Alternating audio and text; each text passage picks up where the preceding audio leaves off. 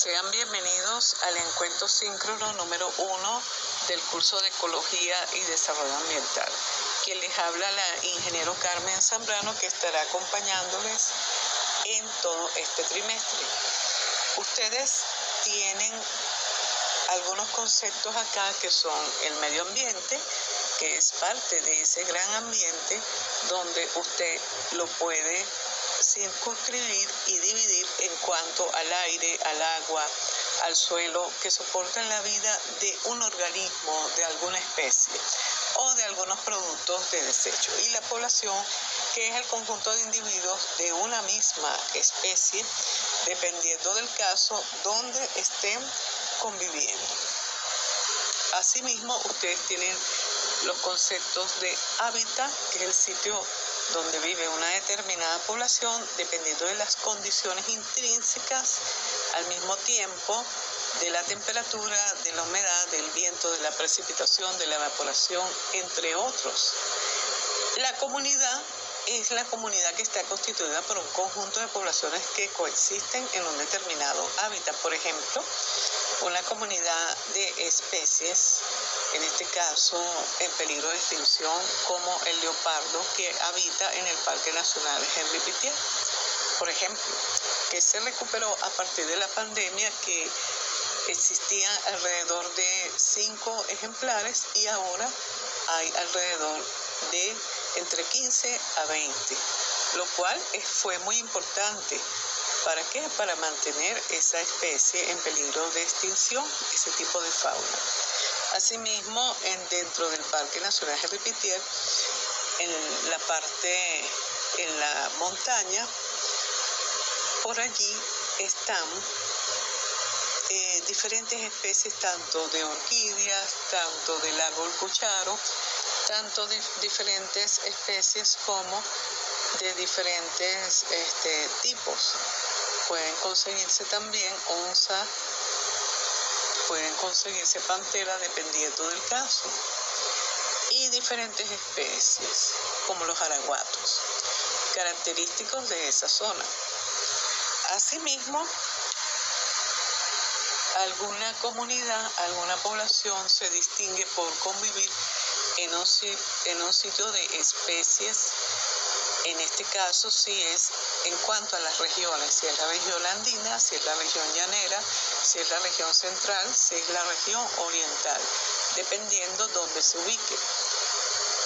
Es conocido por ustedes que para que exista desarrollo sostenible, antes que nada debe haber un desarrollo sustentable que garantice las condiciones de las diferentes comunidades que se inserten en ciertos sectores, como el caso de las poblaciones fronterizas de estas áreas que compartimos los espacios con Colombia, con las islas en el Mar Caribe, con Guyana, con Bolívar, con Brasil, con Colombia, dependiendo del caso, y donde se garantice, por supuesto, las condiciones idóneas para ese hábitat, puede haber un desarrollo sostenible que satisfaga las necesidades de las diferentes comunidades que integren ese sector, de acuerdo a esa propiedad, de cómo conformarse en el terreno. Y dependiendo de eso, ese desarrollo sostenible tiende a ser ordenado en la medida que se garantice una ordenación del territorio, que se respete el cumplimiento de las áreas, de las actividades que deban cumplirse, si son para realizar actividades recreativas, actividades dependiendo de las áreas turísticas, actividades económicas, actividades agrícolas, de acuerdo a eso, o actividades turísticas. Debe haber una conservación de la diversidad donde se respeten las normas en este caso, de convivencia, y se mitigue un poco la caza, la tala, la deforestación, los incendios forestales que están en contra de esa conservación de la biodiversidad. Asimismo, debe haber una equidad y debe haber una vigilancia y control en esa zona. Por otra parte, debe existir una conciencia, un equilibrio que garantice que esa población esté y tenga ese ambiente para poder, en este caso, disfrutarlo. Entonces tenemos un sistema, ese sistema por la relación del hombre con el ambiente, existen componentes ambientales por la actividad humana que pueden verse afectados en un impacto que puede ser mitigado de acuerdo a eso o influenciado sobre ese ambiente. Y eso puede ser efectos positivos o negativos. Y de acuerdo a eso, los impactos pueden ser corto, medio o largo plazo, reversibles o irreversibles, permanentes o temporales, de acuerdo a la afectación de los recursos que tenga esa área. Imagínense ustedes si es un área bajo régimen de administración especial, una BRAE, que son los parques y los monumentos que integran a todo lo amplio del territorio de Venezuela. Por ejemplo, en Aragua está el Parque Nacional Jerecutíes, en Caracas, la capital, está el Parque Guaraíra-Rempano, conocido antes como el Parque El Ávila.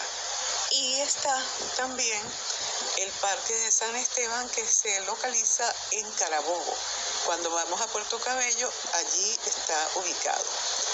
Asimismo, tenemos diferentes parques, como el parque, en este caso, que está ubicado en Miranda. Tenemos la Laguna de Tacarigua, que está ubicado en la parte hacia arriba de Barlovento, donde tenemos diferentes manglares específicos de ese sector. Tenemos también aquí mismo en Aragua, en Ocumare de la Costa, cuando nos montamos en las lanchas, en la parte de la boca, agarramos hacia la ciénaga. La ciénaga es, en este caso, tiene varias vegetaciones tipo manglar, tiene playas, tiene muchos faunas específicas de la zona y es, en este caso, un ecosistema típico de allí. Es un humedal que no está declarado. ¿Qué quiero decir con eso? Que es un humedal. Un humedal está conformado y puede estar dentro de un hábitat natural de un ecosistema, que ese ecosistema puede ser terrestre o no, de acuerdo a su condición. Ok, en cuanto a eso, deben haber ciertas premisas, observando la problemática que vemos a nivel, en este caso, local, nacional e internacional.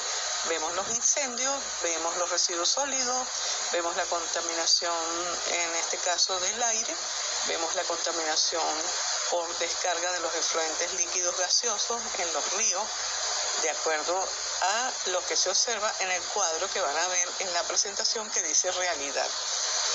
¿Y qué es la contaminación? Es el conjunto de acciones donde el hombre tiende a modificar, en este caso modificaron o modificarán total, parcial, de acuerdo a eso, todo el ambiente para desfavorecer a quién, a la vida, la calidad de vida que tenemos todos, a la flora, a la fauna, de acuerdo a esto, y a nuestros acervos socioculturales.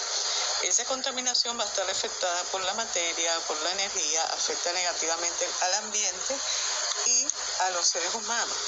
Y ella puede ser controlada como recuperación de esas medidas, minimización de los desechos, la conversión y el almacenamiento. Asimismo, debe haber un reciclaje, un uso eficiente del desecho como una materia prima y un reuso, el uso del material más de una vez. Debe haber una minimización de desechos, el cambio de productos, procesos alternos que estén, en este caso, por el uso de las energías alternativas. Debe haber la conversión, la transformación de contaminantes en productos inocuos o materiales de uso humano. Debe haber un almacenamiento para asegurar que esos contaminantes no migren a otro sitio. Debe haber un control para que no reaccionen con otros compuestos. Y el impacto en las actividades humanas, en la calidad de cómo puede ser esa percepción, cómo queremos soñar, cómo queremos vernos hacia esa mitigación de ese impacto ambiental.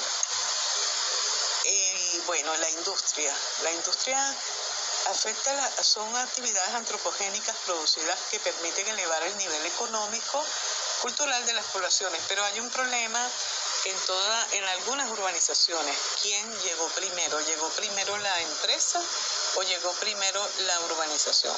Por lo general, primero llega la empresa y después esas zonas, por el éxodo, por la presión demográfica, se asientan varias urbanizaciones y llega la presión de la crisis, en este caso, de ver que por qué esos malos olores, por qué esto, por qué la descarga, por qué todo, y debe haber una acción mitigante, una acción, en este caso, conciliadora entre la empresa, entre la autoridad local, entre las ONG, que hagan ese diálogo y que sea a base de proyectos que mejoren todas esas infraestructuras.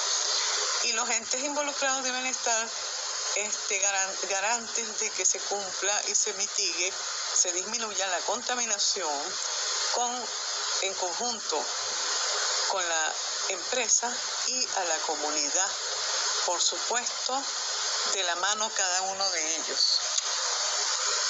Y observando el cuadro, ustedes pueden observar de un lado la comunidad, de un lado la empresa, dónde está la contaminación, dependiendo, ya puede ser extensiva o intensiva, y las alteraciones dependiendo de ese medio ambiente. ¿En quién? En los elementos. ¿Quiénes son los elementos? El agua, el aire, el suelo, el ruido, la flora y la fauna que conforman este ambiente y el cual es afectado por muchas razones. Y ahora por el cambio climático. Bueno, entonces tenemos dentro de esa gestión ambiental en la empresa, tenemos que está dentro de esa política ambiental los impactos, cuál es el compromiso de esa mejora continua, cuál es la prevención, cuál es el cumplimiento de esa legislación ambiental que existe, cuál es el cumplimiento de esa norma ISO 14000 y cómo hacen las comunidades a través de su organización, en este caso, organizaciones, participación comunitaria, cómo pueden mejorar a través de proyectos con estas diferentes medidas.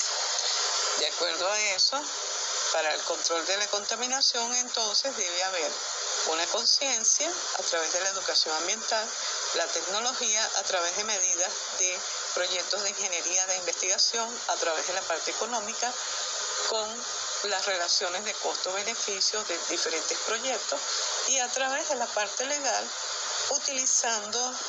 haciendo cumplir la legislación, en este caso ambiental, partiendo de la Constitución de Venezuela. Y la parte moral, bueno, la ética, el comportamiento. La salud tiene que estar influenciada por la salud pública y el saneamiento ambiental que se debe cumplir. Esto quiere decir que debe haber un inventario, debe haber una vigilancia en el ambiente, a su vez un control que garantice esa restauración del ambiente. Y lamentablemente hay una crisis que nos está afectando a todos, con alergias, con enfermedades, con reacción, producto de ese desconocimiento que existen esos problemas universales como es el cambio climático, la disminución de la capa de ozono, el crecimiento urbano, la desertización, el agua, la pobreza, la guerra, la biodiversidad o pérdida de diversidad biológica, como le quieran llamar. Y eso hace que haga mella en esa crisis ambiental, donde van a haber una cantidad de factores que van de una manera u otra a afectar a la ciudad, a las ciudades, a los parques, a las áreas bajo régimen de administración especial, de acuerdo a eso y a la calidad del ambiente.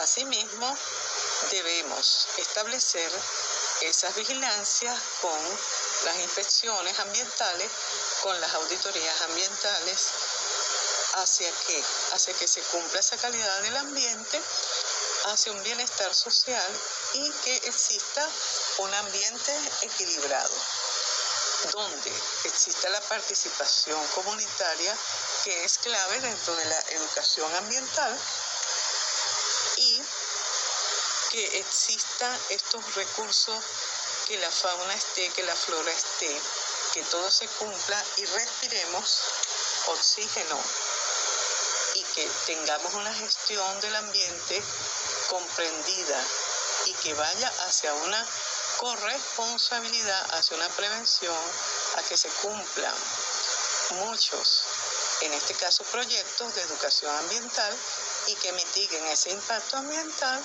a través de esos daños ambientales que por lo menos no se lleven a cabo tan inmediatamente, estudiando, observando, viendo cuáles son esas evaluaciones ambientales. Y si vale el caso, bueno, exigir un estudio de impacto ambiental. Asimismo, deben estar ciertos aspectos importantes donde debe estudiarse la política ambiental que vaya con la calidad, con esa acción de gestión del ambiente, con esas herramientas y que genere un orden público.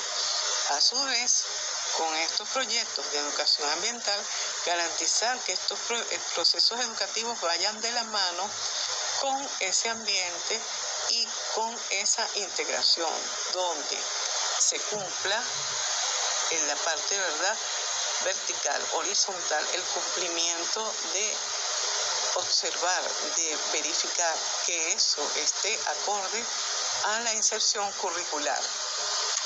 Asimismo, debe haber el derecho, la participación, debe haber muchos recursos y que estén en conjunto con la diversidad biológica, donde exista ecosistemas de importancia estratégica, medidas prioritarias de protección, planes de manejo, capacidad de regeneración, de recuperación, por ejemplo, si es un manglar, dependiendo qué es. Y debe haber un conocimiento, manejo de la información y adopción de ciertas medidas, de acuerdo a los recursos naturales, en este caso, y la diversidad biológica.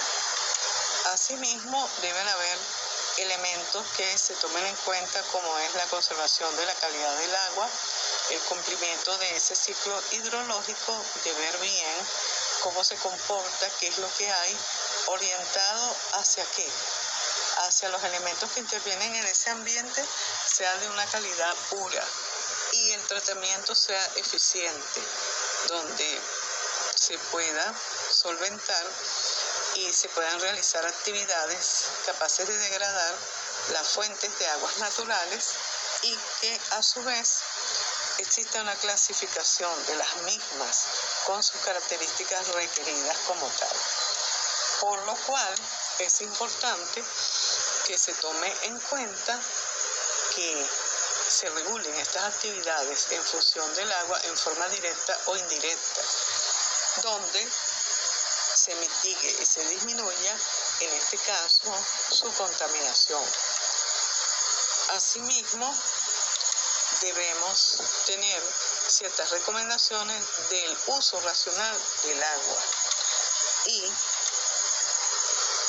revisar bien qué estamos haciendo, porque tenemos en algunas estaciones que tenemos en Venezuela, porque tenemos dos, la de sequía y la de lluvia, y que en la de sequía los cauces estén secos, los ríos, haya extracción de áridos de construcciones de lagunas, en este caso, y que cuando llueva, ¿qué es lo que ocurre? Lo contrario, las inundaciones, por lo cual es muy importante realizar estos esfuerzos para esa continuación, en este caso, esa preservación de ese ambiente. Bueno, hasta pronto. Cualquier pregunta me la pueden hacer saber por el foro de anuncios de facilitador.